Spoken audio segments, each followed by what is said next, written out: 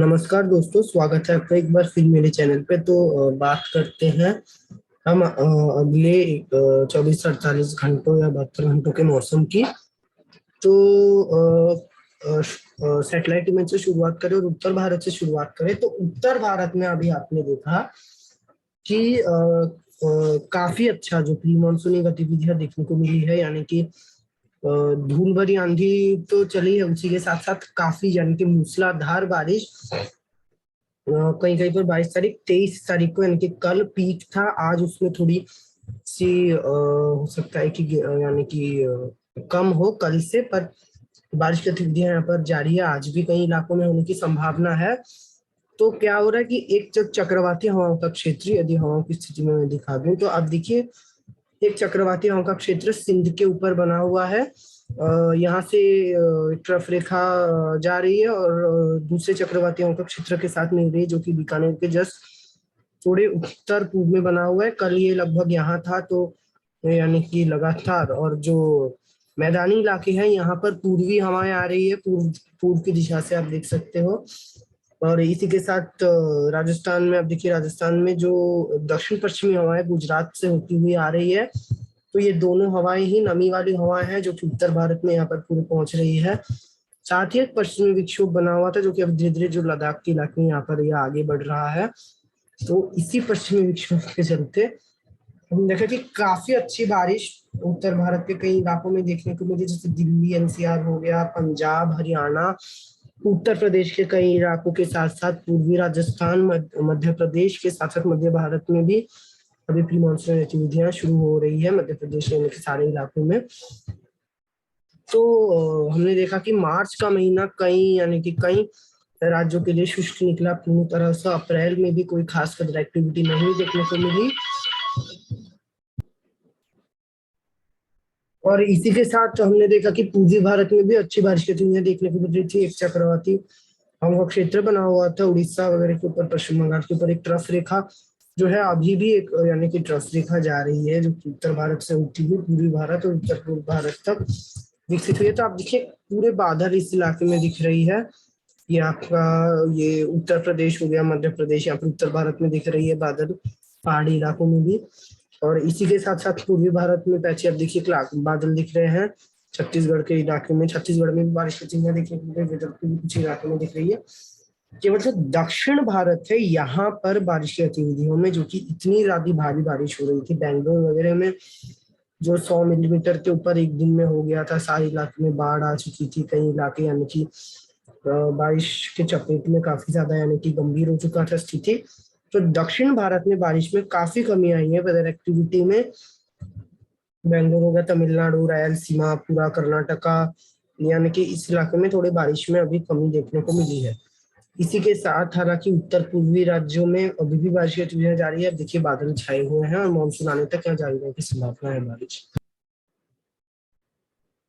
तो अभी यदि देखा जाए कि मानसून कहाँ तक पहुंचा है, तो आप देखिए, आज तो हालांकि अपडेट नहीं हुआ है, दोपहर के बाद होता है अपडेट। तो फिलहाल 23 मई तक भी आप देखिए, जो मानसून 20 मई के बाद यानी कि 20 से 23 मई के बाद आगे नहीं बढ़ पाया है, क्योंकि जो यानी कि इक्वेटोरियल जो फ्लो होता है, यानी कि जो दक्षिण पश्चिमी हवाएं जो तेजी से, ये मैं अगर आपको यहाँ दिखा दूं तो ये आप देखिए लगभग यहीं पर इक्वेटर, यानी कि जिसको हिंदी में हम भूमध्य रेखा कहते हैं, यहाँ पर है। तो इसके जो दक्षिण में यानी कि दक्षिणी गोलार्ध में यहाँ से जो हवाएं, क्या होता है कि आईटीसीजेड जब यहाँ आ जाता है भारत के ऊपर, आपको पता है मानसून में क्या होता है, मैंने समझाया हुआ है।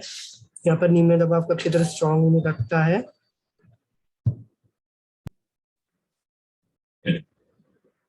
तो ये जो हवाएं यानी कि जो निम्न दबाव का क्षेत्र स्ट्रांग हो जाता है, तो उस समय जो दक्षिणी गोलार्ध उसके साथ साथ यहाँ पर जो ज्यादा दबाव का क्षेत्र, हाई प्रेशर एरिया, वो स्ट्रांग होने लग जाता है। क्योंकि सूर्य क्या होता है कि इस समय उत्तरी गोलार्ध की तरफ यानी कि ट्रॉपिक ऑफ कैंसर की तरफ बढ़ने लग जाता है। तो यहाँ सोलर इंसुलेशन भी ज्यादा है, लो प्रेशर है, यहाँ सोलर इंसुलेशन कम है, हाई प्रेशर है। तो हवाएं आपको पता है कि high pressure to low pressure move करता है। तो पहले तो आईटीसीजेड ज्यादातर समय ईयर के इक्वेटर के ऊपर रहता है, भूमध्य रेखा के ऊपर, क्योंकि यदि एवरेज टेम्परेचर देखा जाए तो भूमध्य रेखा का ही साल में एवरेज टेम्परेचर सबसे ज्यादा होता है। यानी कि स्पेशली जो फरवरी मार्च उस समय, और फिर आप आएंगे तो सितंबर अक्टूबर, उस समय भूमध्य रेखा का टेम्परेचर सबसे ज्यादा होता है। यानी कि अर्ली समर्स और अर्ली विंटर उस समय, यानी कि स्प्रिंग ऑटम के समय, उस समय भूमध्य रेखा सबसे गर्म होता है, तो उस समय आईटीसीजेड यहाँ रहता है। पर अभी क्योंकि जो उत्तरी गोलार्ध में जैसे भारत हो गया, तो भारत भूमध्य रेखा से भी ज्यादा गर्म होने लग जाता है, तो आईटीसीजेड यहाँ चले जाता है। और आईटीसीजेड यहाँ जाने से जो हवाएं जो कि भूमध्य रेखा तक ही आ रही थी दक्षिणी गोलार्ध से, वो भूमध्य रेखा को क्रॉस कर कर प्रवेश कर जाती है अरब सागर में। और इसी को हम लोग कहते हैं कि जो इक्वेटोरियल फ्लो यानी कि अरब सागर में प्रवेश करती है, फिर यहाँ पर बंगाल की खाड़ी में, अरब सागर में ये केरला, इसलिए मानसून पहले मेन लैंड में जो है केरला में पहुंचता है, तो केरला में टच कर कर ये फिर बंगाल की खाड़ी में ऐसे प्रवेश करके, यानी कि मानसून फिर यानी कि ऐसे प्रवेश करता है। फिर ये जो आप देखिए यहाँ बंगाल की खाड़ी में ऑलरेडी अंडमान सागर में पहले आ चुका, तो ये जो ऐसे आप देखिए ये हवाएं आती है, फिर ये ऐसे पूर्वोत्तर में पहले आती है, यहाँ पर मानसून आ जाता है। फिर यहाँ पर क्योंकि काफी सारे जैसे कि हिमालय के पहाड़ है, और इसी के साथ साथ लो प्रेशर एरिया सबसे ज्यादा राजस्थान के ऊपर विकसित होता है, तो पहले केरला से ये फिर बंगाल की खाड़ी का जो ब्रांच होता है वो ऐसे घूमने लग जाता है। ये पश्चिम बंगाल में दक्षिण से आता है, या फिर ऐसे ये घूम करके यहाँ से आता है, फिर धीरे घूमता है और यहाँ अरब सागर से धीरे धीरे आगे बढ़ता जाता है कोंकण रेंज से, और फिर ऐसे घूमता है। यहाँ से थोड़ी दक्षिणी हवा यहाँ पे छत्तीसगढ़ विदर्भ में आती है, या फिर ऐसे दक्षिण पश्चिमी दिशा से हवा यहाँ पर आती है, और गुजरात में भी दक्षिण पश्चिमी दिशा से हवा आती है। फिर जो दोनों हवाएं मिलकर के यहाँ से जो घूमती है, फिर पूरे उत्तर भारत के जो गंगा के मैदानी इलाकों में पूर्वी हवाएं धीरे धीरे पहुंचने लग जाती है, और यहाँ से दक्षिण पश्चिमी हवाएं आती है, गुजरात फिर राजस्थान में प्रवेश करती है। और ये दोनों हवाएं मिलकर के अब देखिए उत्तर भारत में मानसून जो है उसको लाती है। उत्तर प्रदेश में स्पेशली जो पूर्वी हवाएं हैं उनका ज्यादा फ्लो रहता है यहाँ तक, फिर पंजाब वगैरह तक आते आते पूर्वी हवाएं वीक हो जाती है, तो यहाँ से दक्षिण पश्चिमी हवाएं भी उसके सपोर्ट में रहती है, और ये पूर्वी हवाएं ऐसे घूम करके पहाड़ों में भी मानसून को लाती है। यानी कि पूरा मानसून ऐसे ही यानी कि होता है, और केरला से आप देखिए पहले ये हवाएं ऐसे आई फिर ये घूमती है, तो इसमें टाइम लगता है। इसलिए जो राजस्थान का जो पश्चिमी इलाका है यहाँ पर 8 जुलाई तक के मानसून आप देखिए पहुंचता है। केरला में 1 जून, यहाँ पर 8 जुलाई, यानी कि कह सकते हो कि 1 महीने से भी ज्यादा वक्त लग जाता है मानसून को यहाँ तक जो है पहुंचने में। पश्चिमी राजस्थान में जो थार का एक्सट्रीमली डेजर्ट जो एरिड रीजन है, यहाँ तक पहुंचने में इसको टाइम लग जाता है। और विदा भी यहाँ से जल्दी हो जाता है, क्योंकि पहला एंटी साइक्लोन यहीं पर बनता है जब मानसून विदा होता है। तो फिलहाल यानी कि मानसून जो है पूरे अंडमान द्वीप समूह को यानी कि कवर कर चुका है। अभी म्यांमार वगैरह पे यहाँ पर है। भारत के मेन लैंड को इसने अब तक टच नहीं किया है। केरला यानी कि पहले केरला को ये टच करता है, केरला तमिलनाडु ये जो इलाका यहाँ पर, उसके पश्चात ये पूर्वोत्तर भारत को जो है टच करता है। यानी कि लगभग अब देखिए 1 जून को केरला में आ जाता है नॉर्मल डेटे पर। इस बार लग रहा है कि जो केरला में पहले आएगा, क्योंकि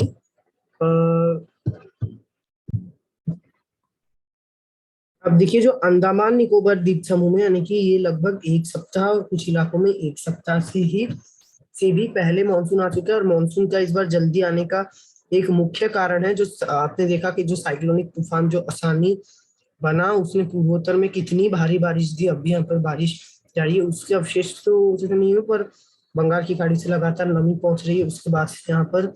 और उसने यानी कि इक्वेटोरियल फ्लो को उस चक्रवाती तूफान ने बढ़ा दिया, क्योंकि यहाँ पर आप देखिए लो प्रेशर और भी इंटेंस हो जाता है साइक्लोन के समय, तो और इंटेंस लो प्रेशर होगा तो और तेजी से यहाँ से हवाएं आएंगी, तो उसी ने जो है मानसून को आने में जो है सहायता की। और मानसून में अंडमान निकोबार अभी 20 तारीख के बाद मानसून आगे नहीं बढ़ पाया है, पर लग रहा है कि आगे यानी कि बढ़ेगा, ऐसा कुछ दिख नहीं रहा है कि मानसून में व्यवधान आए। जैसे पिछले बार यहाँ चंडीगढ़ वगैरह तक आकर मानसून रुक गया था, क्योंकि शुष्क हवाएं जो है यहाँ से ब्रेक मानसून कंडीशन हो गई थी। अफ्रीका हट गई थी, तो फिलहाल तो ऐसा नहीं दिख रहा है कि केरला में लेट जाएगा, पर हो सकता है कि वेदर मॉडल कुछ गलत दिखा है, थोड़ा मोड़ा 3-4 दिन इधर उधर हो सकता है। यदि नॉर्मल आए तो इस बार लग रहा है कि 26-27 तारीख के आसपास मानसून कभी केरला में दस्तक दे देगा, कम से कम यही प्रतीत हो रहा है। और केरला में अभी बारिश की गतिविधियां जारी है, मानसून आए या ना आए, पर यहाँ पर फिलहाल बारिश की गतिविधियां अब देखिए जारी। यहाँ पर केरला में बादल भी छाए हुए हैं, आप देख सकते हैं यहाँ पर घने बादल है। अंडमान निकोबार में भी अभी भारी बारिश होने की संभावना है। पहले से थोड़ी बारिश में कमी आई है, पर अभी भी क्योंकि मानसून आ चुकी है, तो आप देखिए मानसूनी बादल किस प्रकार जो घने बादल दिख रहे हैं।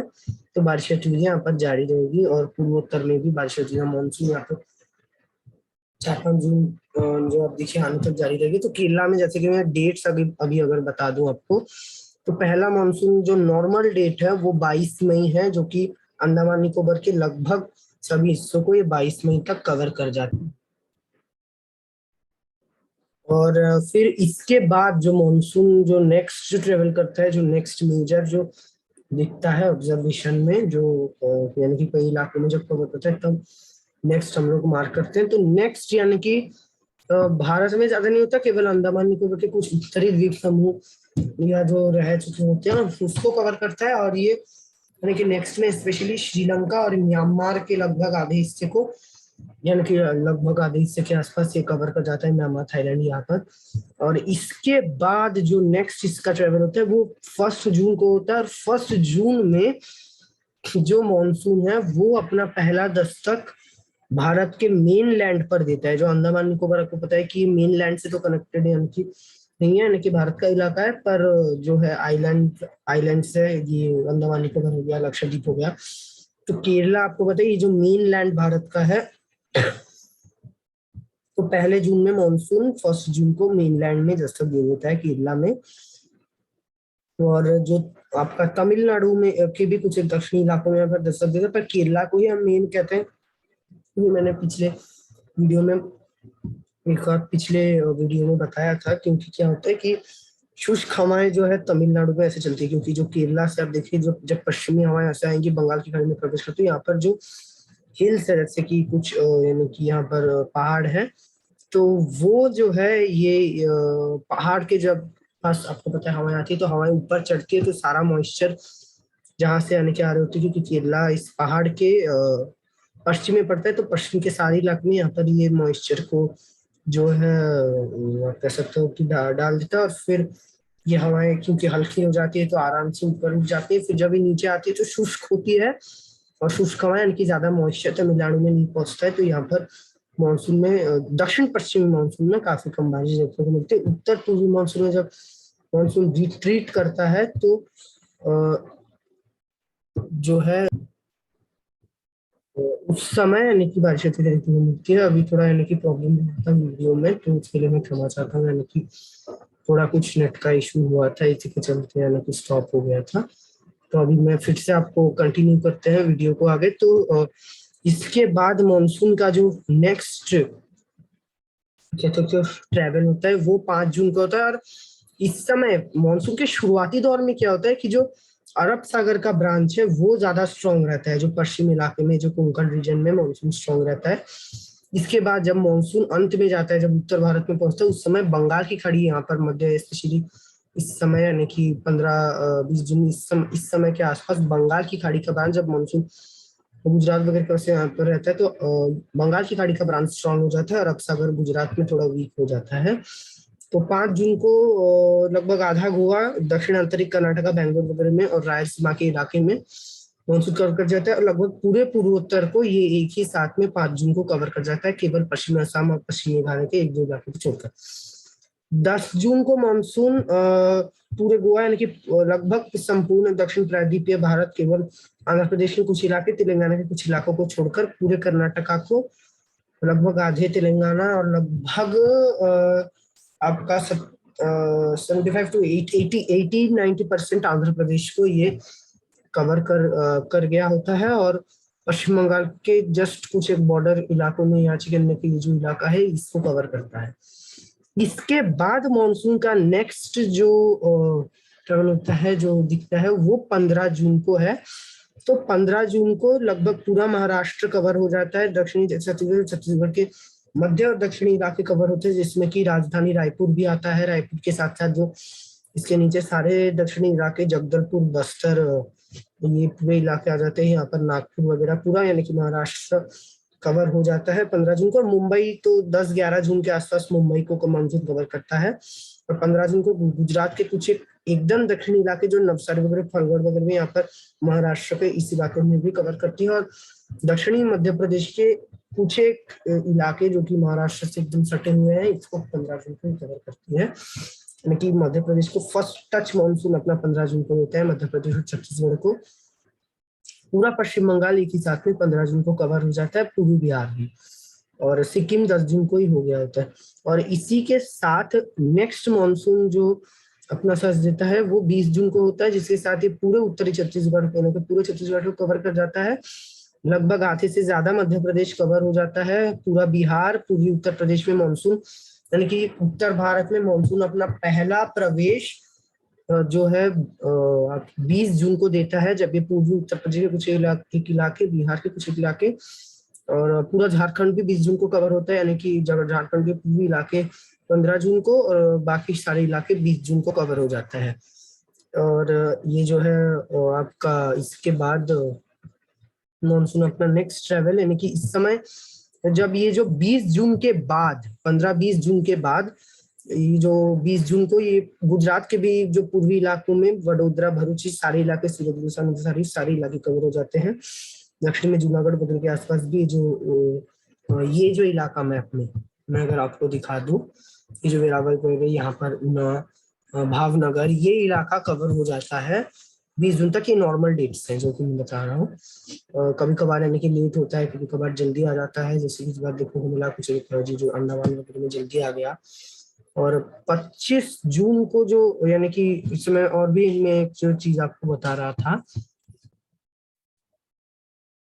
जो अरब सागर का ब्रांच होता है वो यानी कि थोड़ा सा जो है आप कह सकते हो स्लो हो जाता है, क्योंकि और यहाँ पर जो पूर्वी हवाएं यानी कि तेजी से चल रही होती है, तो मानसून को काफी आसानी से आगे बढ़ाता है, पर यहाँ पर उतना तेजी से पहुंच नहीं पाता है, यानी कि महाराष्ट्र को कवर करना पड़ता है। गुजरात को ये स्लोली कवर करता है, पार्ट बाय पार्ट। तो 20 जून हो गया, अब गुजरात का ये इलाका कवर हुआ। फिर 25 जून को मानसून अपना नेक्स्ट जो ट्रेवल करता है, और ये पूरे पूर्वी उत्तर प्रदेश और मध्य उत्तर प्रदेश के इलाके, और 20 जून को उत्तराखंड के भी कुछ इलाकों को, पूर्वी इलाकों को, नेपाल से सटे हुए जो इलाके हैं उसे कवर करता है। 25 जून को लगभग संपूर्ण उत्तराखंड, केवल दक्षिण के 1-2 इलाकों को छोड़कर, और हिमाचल का आधा से ज्यादा, लगभग कुछ इलाकों को छोड़कर 25 जून को कवर करता है। साथ ही साथ लद्दाख और जम्मू एंड कश्मीर जो यूनियन टेरिटरी है, इसके पूर्वी इलाके, लद्दाख से सटे हुए इलाकों को कवर करता है।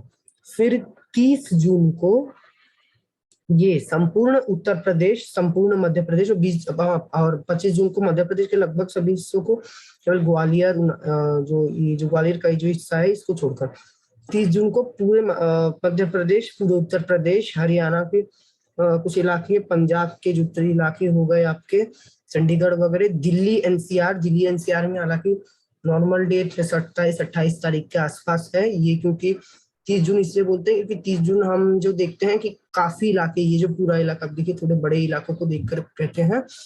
तो 30 जून को ये जो है आपका ये पूरा इलाका कवर हो जाता है। आपका यहाँ पर अब देखिए जम्मू एंड कश्मीर के भी इलाके हैं यहाँ पर, और हरियाणा, जम्मू एंड कश्मीर पूरा कवर हो जाता है 30 जून को। और वहीं अभी गुजरात की बात करें, 25 जून से मैं शुरू करूँ, 25 जून को गुजरात के काफी कम इलाके, इनके थोड़े इलाके और कवर होते हैं, हालांकि तब भी कच्छ और जो देवभूमि द्वारका के कुछ इलाके रह जाते हैं। और 30 जून तक संपूर्ण गुजरात 30 जून को कवर हो गया होता है। फिर इसके बाद, और हाँ, राजस्थान में जो मानसून अपना पहला प्रवेश देता है वो 25 जून को एकदम जो दक्षिणी इलाके हैं, जो उदयपुर, चित्तौड़गढ़ वगैरह में जो मानसून अपना पहला प्रवेश 25 जून को देता है। जब गुजरात के थोड़े इलाके में आगे बढ़ता है तब, क्योंकि राजस्थान सटा हुआ है तो इसको ये जो है दक्षता दे देता है। अब 20 जून भी एक आध इलाके, एकदम जो गुजरात, मध्य प्रदेश का और राजस्थान का जो ट्राई जंक्शन है वहां पर टच करता है, तो उसको हम नहीं भी पकड़ सकते कि 20 जून को राजस्थान में देते हैं, तो मेनली राजस्थान में 25 जून को दे दिया होता है। और 30 जून तक राजस्थान के और भी इलाके, यानी कि पूरा संपूर्ण संपूर्ण जो लगभग जो आधा पूर्वी राजस्थान कवर हो जाता है, जो कोटा, बूंदी, बारन, भीलवाड़ा, झालावाड़, ये जो पूरा इलाका कवर हो गया होता है मानसून से 30 जून तक। और पंजाब में भी चंडीगढ़ वगैरह में कवर कर दिया। तो मानसून 5 जुलाई को मानसून पूरे हरियाणा को कवर कर जाता है। और राजस्थान के भी जो आप देखिए पूरे जयपुर, जोधपुर तक मानसून कवर जो है कर देता है 5 जुलाई तक, यानी कि राजस्थान लगभग पूरा कवर हो जाता है। केवल पश्चिमी राजस्थान के कुछ एक इलाके को छोड़कर हो सकता है कि जैसलमेर भी टच कर जाता है 5 जून को, सॉरी 5 जुलाई को। और एकदम जो पश्चिमी इलाके, जो तन्नौट हो गया, फिर लोंगेवाला हो गया, आपका रामगढ़ हो गया, और हो सकता है कि बीकानेर वगैरह को छोड़कर, इस इलाके को छोड़कर मानसून कवर हो जाता है। जो श्री गंगानगर, हनुमानगढ़ को भी ये बॉर्डर करता है 5 जुलाई को, यानी कि लगभग हो सकता है कि आप किसी मान सकते हो लगभग यहाँ पर श्री गंगानगर, तो हो सकता है कि हो गया होता है 5 जुलाई की, नहीं पर 8 जुलाई को संपूर्ण यानी कि भारत को ये 8 जुलाई तक कवर कर जाता है जो मानसून है वो। तो इसको काफी यानी कि समय लगता है यहाँ तक, मानसून की नमी को यहाँ तक पहुंचने में। और जो मानसून जो विदा भी लेता है तो राजस्थान से थोड़ा जल्दी विदा लेता है जब एंटी साइक्लोन बनता है। तो उसके बारे में मैं आपको यानी कि इधर इस वीडियो में अगर काफी ज्यादा लंबा वीडियो नहीं होता है तो डिस्कस कर लूंगा, या फिर नेक्स्ट वीडियो में मैं आपको बता दूंगा विथड्रॉल डेट्स मानसून का। तो इसके पश्चात यदि बात की जाए फिलहाल के वेदर की, तो फिलहाल के वेदर में, वेदर सिस्टम्स में अगर आपको उत्तर भारत से शुरुआत हो तो एक बार फिर अगर बता दूं तो एक चक्रवातियों का क्षेत्र सिंध में बना हुआ है, यहाँ से एक ट्रफ रेखा, एक चक्रवातियों का क्षेत्र जो बीकानेर वगैरह के आसपास, चूरू वगैरह के आसपास जो बना हुआ है यहाँ तक जा रही है। दूसरी ट्रफ रेखा यहाँ से निकल करके जो है पूरे पश्चिम बंगाल और यहाँ पर पूर्वोत्तर तक एक ट्रफ रेखा जा रही है। दूसरी ट्रफ रेखा नजर आ रही है जो यहाँ से ऐसे घूम करके उत्तर प्रदेश से पूरे मध्य प्रदेश, छत्तीसगढ़ के इलाके को होते हुए झारखंड और उड़ीसा तक आ रही है। यहाँ पर एक चक्रवातियों का क्षेत्र है उड़ीसा में जो बना हुआ था, थोड़ा सा वीक हुआ है, पर हाँ यहाँ पर अब भी यानी कि इसका थोड़ा प्रभाव है। आज रायपुर में भी जो, यदि आपने देखा होगा, रायपुर के सतत कुछ एक इलाकों में, कल रात को कुछ एक इलाकों में छत्तीसगढ़ में बारिश हुई, सुबह भी हल्की छिटपुट काफी हल्की बूंदाबांदी देखने को मिला है कि कोई खास उतनी वेदर एक्टिविटी यहाँ पर नहीं हो रही है,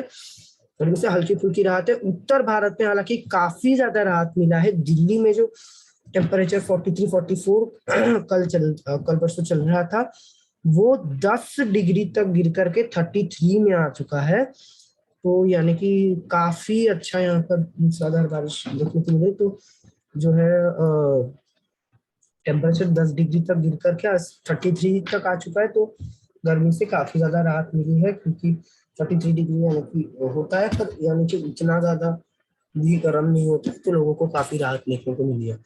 और दूसरा एक ट्रफ रेखा और एक हो सकता है जो आप देखिए, और एक जा रही है विदर्भ से होती हुई, जो बीजापुर वगैरह हो गया आपका दक्षिण भारत में, तेलंगाना रायलसीमा के इलाके तक।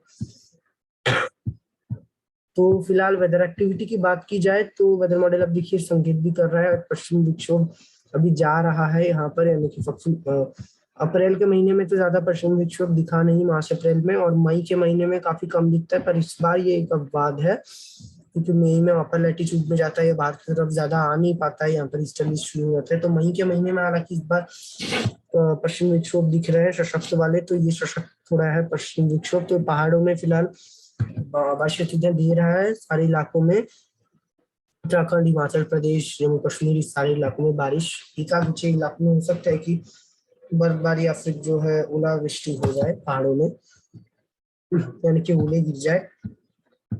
और जो शेष इलाके आज हालांकि उत्तर भारत में बारिश में कमी आने की संभावना दिख रही है।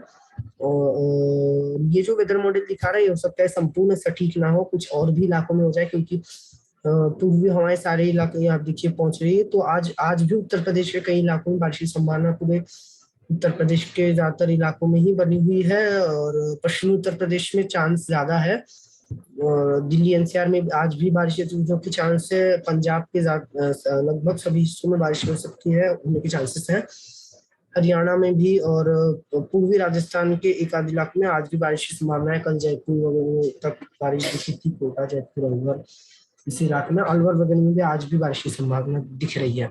अलवर निमराना हो गया आपका, इस इलाके में आज भी बारिश की गतिविधियां दिख सकती है।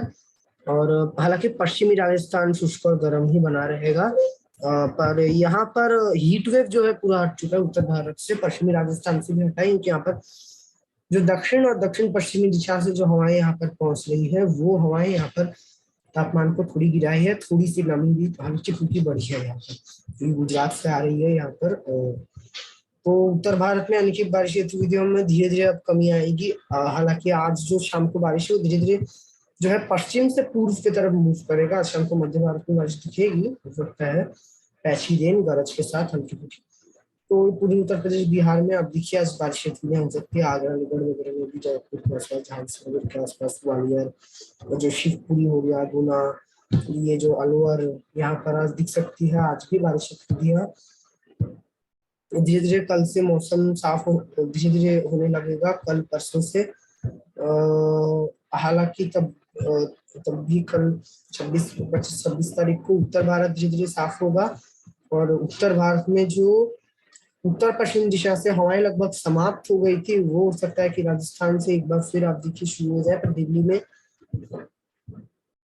तापमान 26 तारीख को एकदम से नहीं बढ़ जाएंगे, टाइम लगेगा। हालांकि 27 तारीख को तापमान काफी बढ़कर के 40 डिग्री को एक बार फिर तापमान पार कर सकता है 27 तारीख को, और बारिश की गतिविधियां तो समाप्त लगभग हो जाएगी। आगरा में वेदर मॉडल दिखा रहा है, पर इसकी संभावना काफी कम नजर आ रही है 27 तारीख को। पर दिल्ली वगैरह तो शुष्क हो जाएगा 27-28 तारीख को भी। आप देखिए एक, हालांकि पश्चिम विक्षोभ एक आएगा 28 तारीख को, पर ये इतना स्ट्रॉन्ग नहीं होगा, एक चक्रवाती क्षेत्र भले ही बन जाए, पर ये जो है मौसम को उतना परिवर्तित नहीं कर पाएगा उत्तर भारत के। पर जो पश्चिमी राजस्थान में जो सीवियर हीट वेव चल रहा था, उसमें कमी आएगी, तो दक्षिण पश्चिमी हवाएं आएंगी, तो तापमान को उतना नहीं बढ़ने देगा।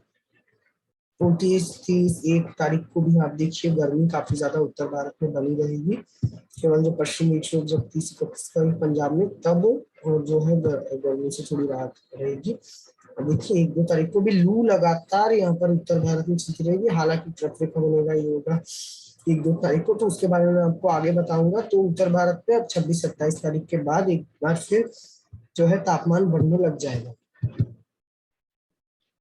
तो ये उत्तर भारत की बात है। अब आते हैं पूर्वी भारत की तरफ। तो पूर्वी भारत में पश्चिम बंगाल हो गया, उड़ीसा हो गया, काफी अच्छी बारिश दिख रही है। उत्तर पूर्व में भी काफी अच्छी बारिश पिछले कई दिनों से जारी है।